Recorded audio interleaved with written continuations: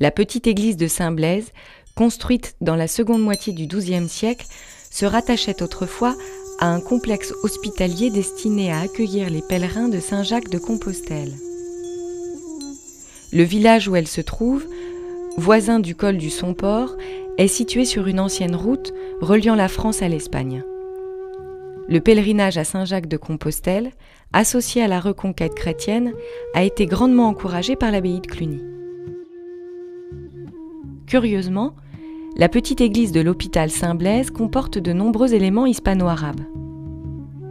Des claustras en pierre grillagent les fenêtres, comme dans les mosquées de Cordoue et de Damas.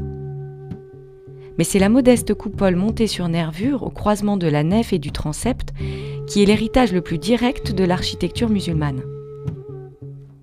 La voûte est soutenue par 16 nervures qui s'entrecoupent hors du centre en formant une étoile à 8 pointes. Le centre, laissé libre, configure un octogone sans ornement.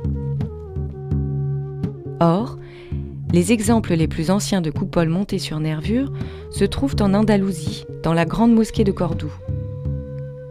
La plus belle et la plus riche précède immédiatement le mihrab de la mosquée. Elle est flanquée de 2 autres coupoles nervées dont les arcs présentent des entrecroisements différents. Ces coupoles ont été réalisées vers 963, sur l'ordre d'Al-Hakam II, à l'époque du califat omeyyade de Cordoue. À cette date, on n'en relève nulle part ailleurs. Les architectes de Cordoue sont probablement les inventeurs de ce procédé qui permet de renforcer la structure de la coupole tout en donnant à la partie centrale un contour sophistiqué.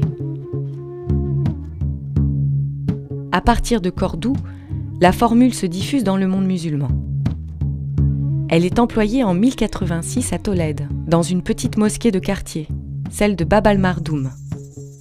Mosquée qui deviendra plus tard une église, sous le nom de Cristo de la Luz. Au XIe siècle, à l'époque des rois de Taïfas, une belle coupole montée sur nervures couronne l'oratoire de l'Aljaferia de Saragosse.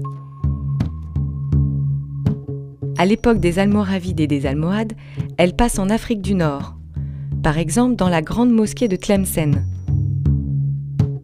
Plus tard, en 1135, dans la Karaouiyine de Fès. Ce mode de construction se diffuse aussi dans le monde chrétien, au moment même où le monde musulman l'abandonne.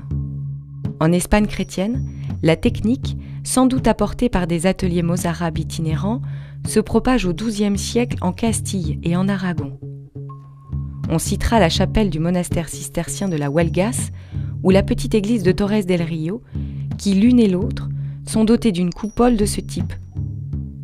La petite église de l'hôpital Saint-Blaise, sur le versant nord des Pyrénées, sera le point le plus avancé de cette diffusion.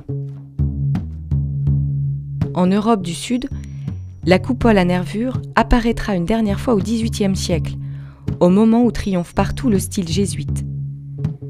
Le dernier exemple connu se trouve en effet en Italie, dans l'église San Lorenzo de Turin.